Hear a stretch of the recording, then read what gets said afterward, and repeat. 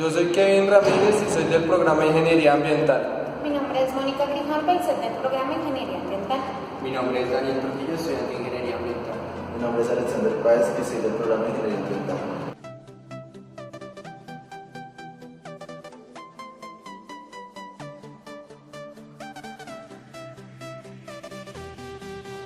El movimiento parabólico es aquel que es lanzado en el aire y se mueve por la acción de la gravedad. El lanzamiento se hace en un ángulo diferente de 0 a 90 grados. La aceleración de caída libre es constante, como lo podemos verificar acá. La depresión de la fricción sobre el cuerpo. Y por último, su recorrido empieza desde el origen. Variables dependientes del lanzamiento de un proyectil. La primera variable dependiente que tenemos del lanzamiento de un proyectil es el ángulo que tiene el cañón. La segunda variable es la rapidez inicial. Parámetros de un proyectil. El primer parámetro tenemos que es la altura máxima que alcanza el cuerpo o la masa. El otro es el alcance horizontal que alcanza la masa del proyectil. Aquí también vemos los dos lados simétricos. Acá tenemos el lado simétrico de la derecha y de la izquierda.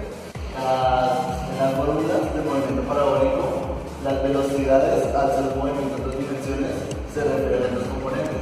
La velocidad en X se maneja con el coseno del ángulo inicial, puesto que el coseno se realiza con la parte adyacente y ese sería su componente en X. Y la velocidad en Y sería lo mismo, pero con su componente en Y, que igual sería con seno. En la altura es la velocidad inicial independientemente de Y o de X y que le da la referencia es el seno del ángulo por el tiempo menos el de la longitud cuadrada. Y el tiempo de subida se hace como es en Y, también se maneja seno, que es la parte que tiene el cateto opuesto. El tiempo total sería 2 veces el tiempo de subida, que sería el tiempo que toma de X inicial a X final en llegar.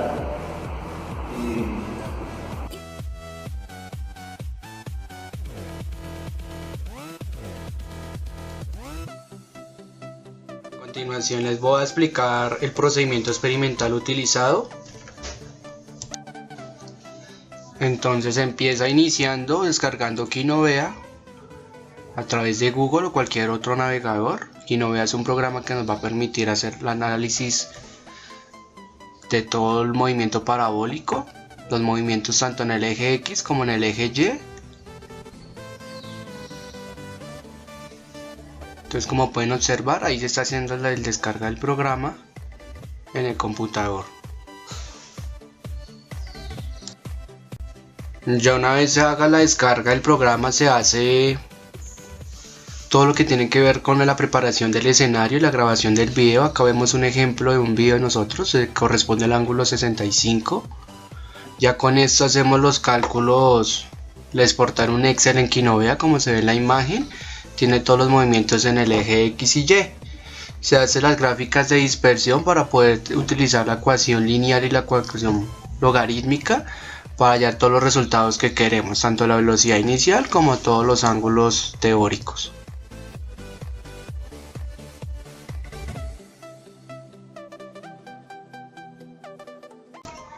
Tenemos como análisis de resultados que el ángulo que presenta mayor porcentaje de error fue el ángulo experimental de 20 grados, puesto que su ángulo teórico corresponde a 87,28 grados, con un porcentaje de error del 77,85%. Por otra parte, el ángulo que menor porcentaje obtuvo fue el ángulo de 45, pues su ángulo teórico es de 48,35 para un porcentaje de error del 6,92. El promedio de porcentaje de error que se obtuvo experimentalmente fue el 25,93%. Lo anterior se puede explicar o corresponde a problemas en la grabación en el fondo del escenario o una mala ejecución del programa establecido para obtener los datos en Kinovea u otros factores. La velocidad inicial obtenida para cada ángulo experimental fue un promedio de 4,32 metros sobre segundo, siendo la mayor obtenida por el ángulo de 65 grados con una velocidad de 10,85. La menor fue con el ángulo de 10 grados con 1,49 metros sobre segundo. Se logra apreciar una tendencia de aumento de la velocidad correspondiente entre el ángulo de tiro experimental, puesto que en el ángulo de grado 10 la velocidad es de 1,49 metros sobre segundo y de 10,85 metros sobre segundo correspondiente para el ángulo de 65 grados. El único ángulo que rompe esta tendencia es el ángulo de 20 grados, ya que solo es superado por el ángulo de 65 en cuanto a velocidad. Eso quiere decir que el ángulo de 20 grados es el único que no tiene esta relación o esta tendencia a crecer.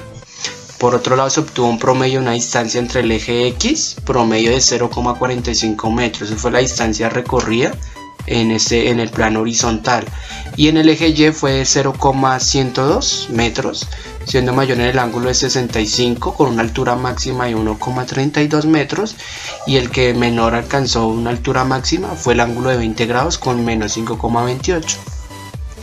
Por último, se tiene que no se realizó el análisis y resultados para los ángulos experimentales de 75 grados y 85 grados, debido a que se presentó una mala grabación de los mismos que imposibilita el correspondiente análisis. Por tal razón no fueron contemplados en el trabajo.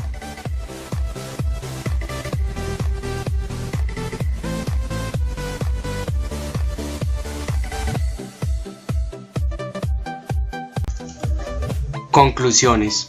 El ángulo que presenta mayor porcentaje de error fue el ángulo experimental de 20 grados con ángulo teórico de 87,28 grados y un porcentaje de error de 77,85%.